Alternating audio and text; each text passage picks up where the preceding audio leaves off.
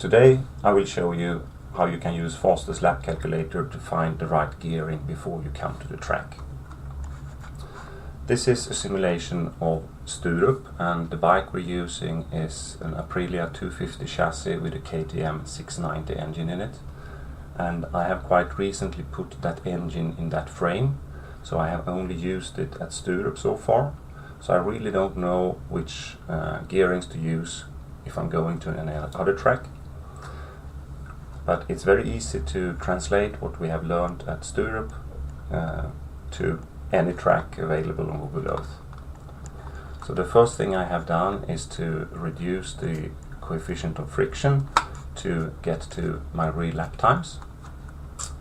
And we can check the basic data on the bike.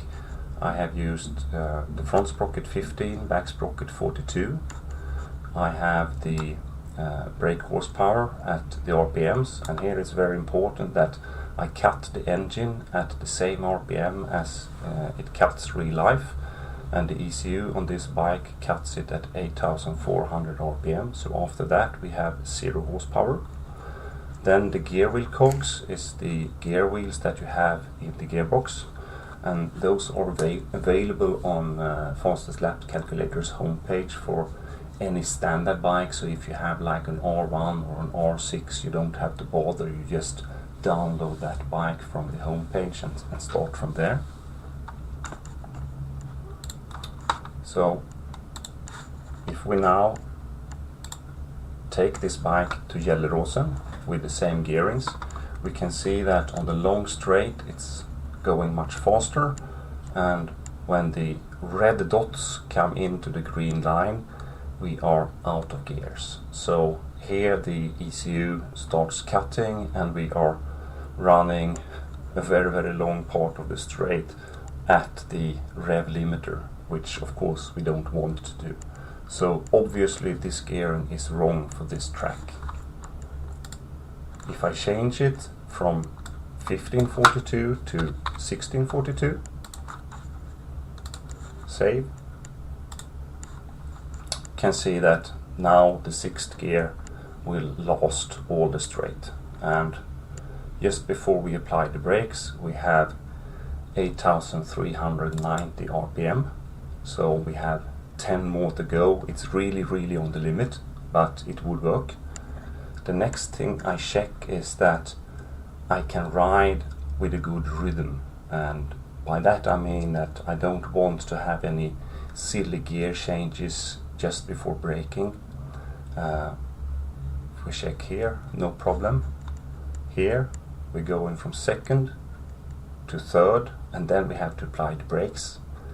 That puts me out of rhythm. Here we have no problem here, no problem here. But here we can see that we go from 3rd to 4th, and then we have to brake just after. For a simulation that doesn't cost any time, but real life it really puts me out of rhythm, so I know I don't want to have it like that. So I will test the next option, and that is going up to 17 and use 1742. 17 is as high you can go on this bike. There is not room for any larger front sprocket, but 1742 will work. I save, and now I can see that the lap time went up by 100 of a second, and that's really nothing. It would cost me much more to have silly gear shifts. I now have less RPM on the long straight before I have to apply the brakes. It's 7930 approximately, so I have a little bit more than 400 left. And if we check just before the brake marks that we don't have to make gear shifts, we can see now that we don't have to engage 3rd in the S section here, so I can go on 2nd gear all through this S, which is much easier. And checking the other brake marks, there are no problem. And this one here I had to go from 3rd to 4th, but it's gone now. I can stay in 3rd. which also makes this easier. So easy as that. This is what I will use at Gelleråsen, 7042 it will be. And I mean, this you can do on any track. All you have to do is to download the picture of the track from Google Earth and use the experience you have from using your bike at a track that are well known to you, and you will find the right gearing and you will be able to put it on the bike before you go there.